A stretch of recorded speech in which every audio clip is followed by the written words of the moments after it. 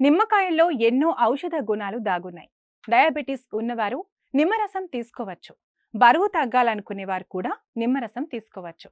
ఇందులో vitamin C ఉండటం వల్ల రోగనిరోధక శక్తి మెరుగుపడుతుంది.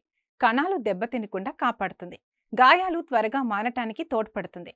రోజు ఉదయాన్నే నిమ్మరసం నీళ్లు తాగటం వల్ల ఒంట్లో నీటి శాతం పడిపోకుండా నివారించుకోవచ్చు. నిమ్మరసంలో మెగ్నీషియం కూడా ఉంటుంది. ఇది అన్ని కణాలకు పోషకాలు అందటానికి, వ్యర్థాలను బయటకు పంపడానికి తోడ్పడుతుంది. చర్మ కాంతిని పెంచే ఔషధ గుణాలు కూడా నిమ్మరసంలో ఉన్నాయి. వయస్సు మీద పడుతుండడం వల్ల వచ్చే ముడతలు తగ్గిపోతాయి.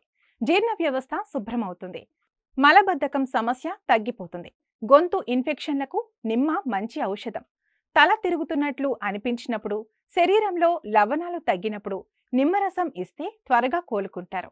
ఈ నిమ్మరసాన్ని ఎవరెవరు ఎంత మోతాదులో తీసుకోవాలో వైద్యుల సలహా మేరకు తీసుకుంటే కాంప్లికేషన్స్ రాకుండా ఉంటాయి.